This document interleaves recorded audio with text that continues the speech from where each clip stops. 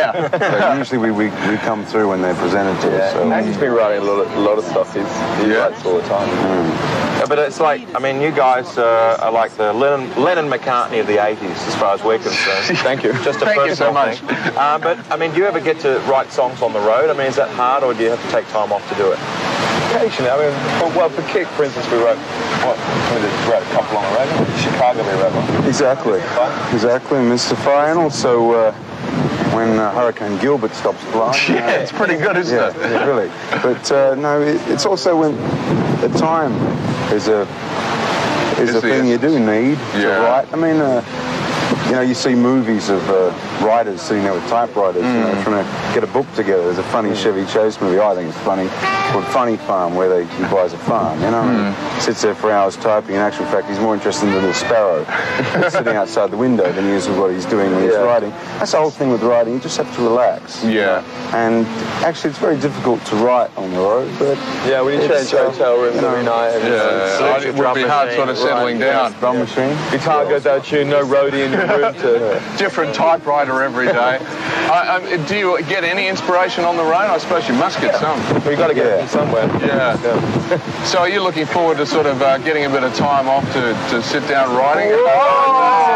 I'm sorry. What's the wind shear factor here? Oh, we're looking at a plus 14, Dan. No, the weather really is beautiful. I'll be going over to the weather wall very shortly to give you a complete update on that. But you guys have just been playing sellout shows all around America, like Texas the other night. Yeah, with guns and stadium. That's great. Was that? I mean, were they all wearing yee-haw and hats and all that kind of stuff? Also a bit of that. You know, lassos.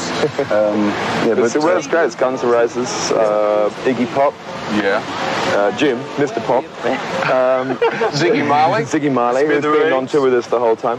And Smithereens, unusual sort of show. No chicken wire in front of the No, stage? no need for that. We need a lot of chicken wire. It's the first stadium show we've done by ourselves, so 50,000. And apparently you've sold out the concerts in Sydney and Melbourne already. Yeah, they've been going great. Sydney and Melbourne, well and truly, but we have heard a whisper that there may be a chance of some extra dates in Sydney and Melbourne. We're working on it.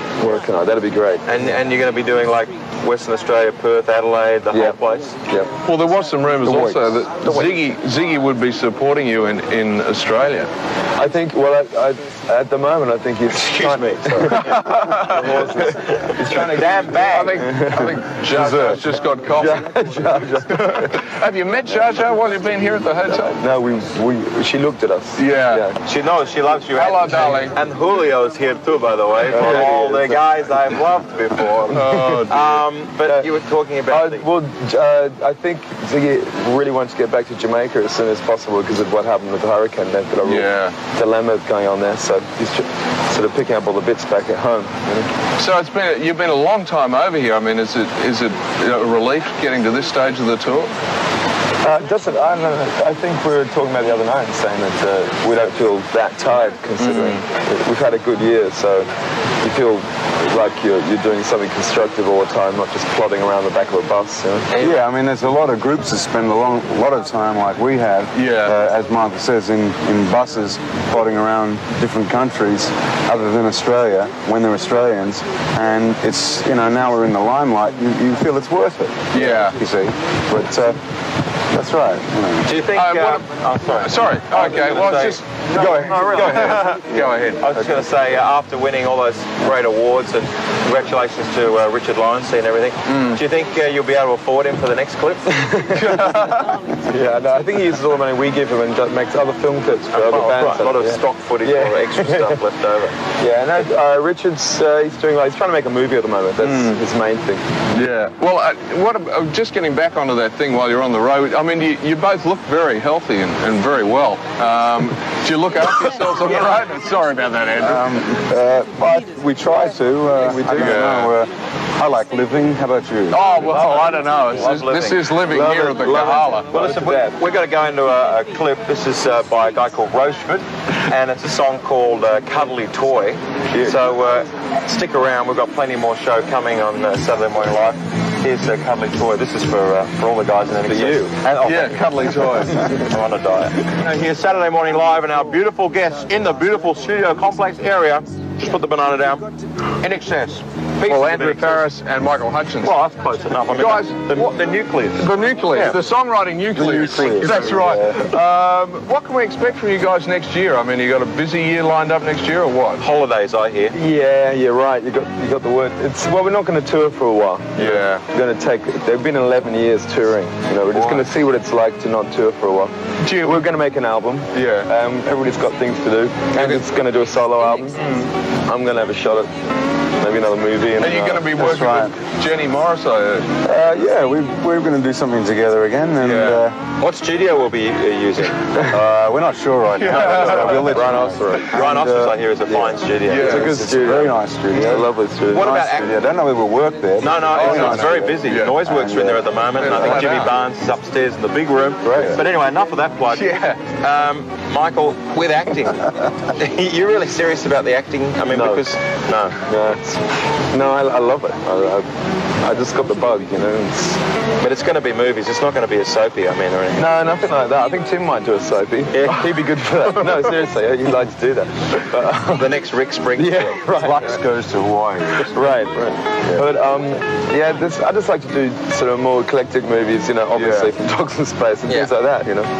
Things that come up that usually can't get made, and if I put my finger in it, they will be made. Yeah.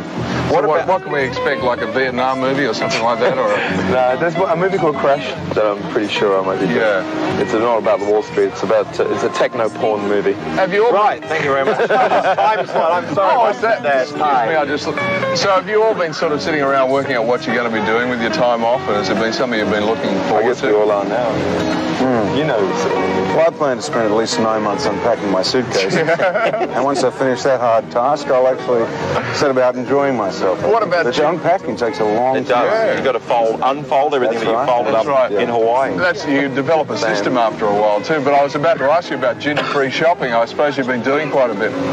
Yeah, actually, I've got one of those little stuffed rabbits that you find, you know? They're usually on the third counter as you come around Yeah. before gate Oh, they're the 43. ones, yeah. Those, I was going to get a couple of those. For the folks back in Australia, what can we expect to see with the tour? I mean, is there anything new, weird, strange? Working out the song list now because we want to include a lot of the old stuff as well if possible.